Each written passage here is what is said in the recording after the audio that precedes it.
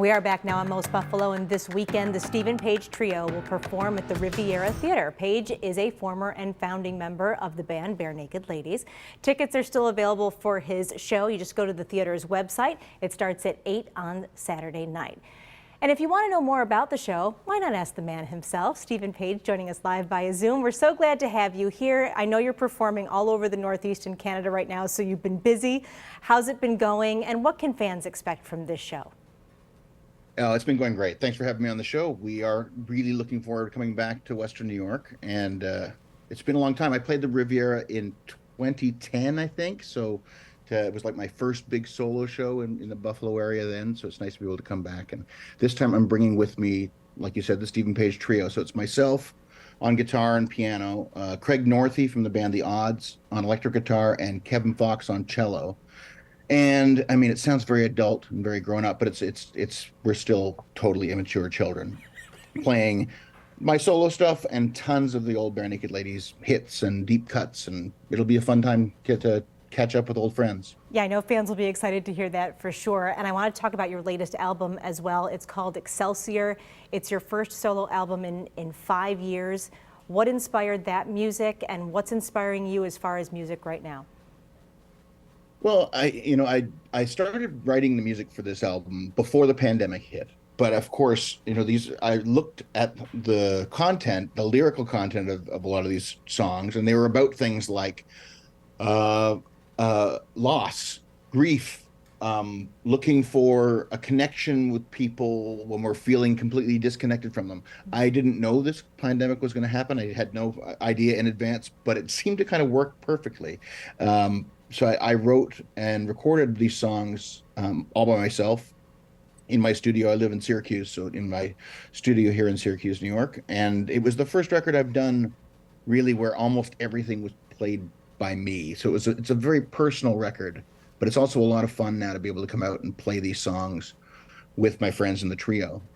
It's so they take on a new life. Yeah, it's so interesting how that played out in that way. And I wanted to talk about you being there in your house, because you've been doing live streams from your house, Stephen Page Live from Home, and people get sort of the more intimate show experience. They can request songs, they can interact, and you just celebrated your 100th show not too long ago. Right.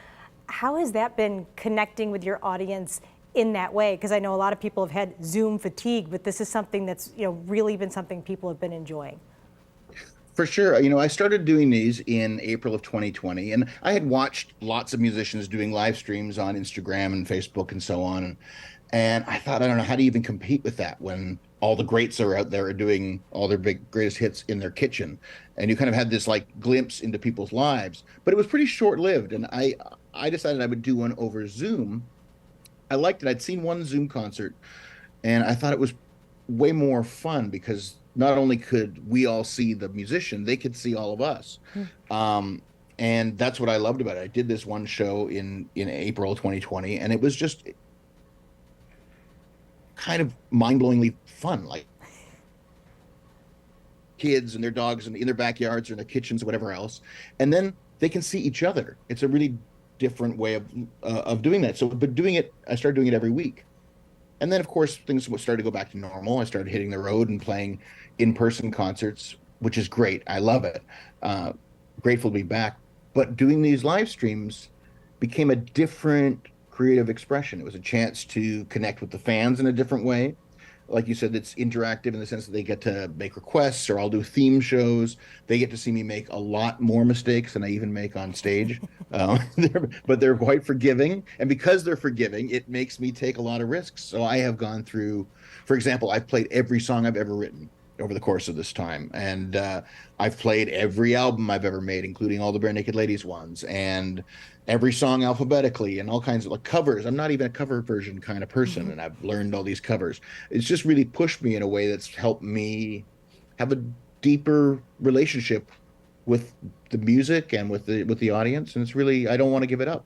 Yeah, does that help you feel more creative because you try this out and it works? It's like, yeah, let's keep going.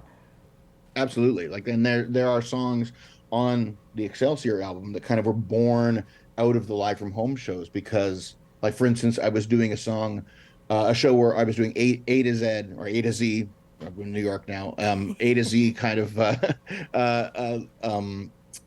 song titles, and I had no X song.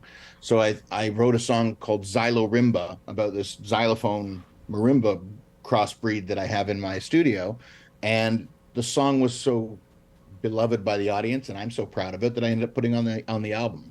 Necessity kind of created a great place, a fertile place to create new things. Well, Stephen Page, it's been great chatting with you. Thanks so much for coming on Most Buffalo. Again, we want to remind people the Stephen Page Trio, Saturday at 8 at the Riviera Theater in North Tonawanda. You can find ticket info at stephenpage.com or on rivieratheater.org. Such a pleasure again, Stephen. Thanks so much, and safe travels on your way here to Buffalo. Thanks. Looking forward to seeing everybody.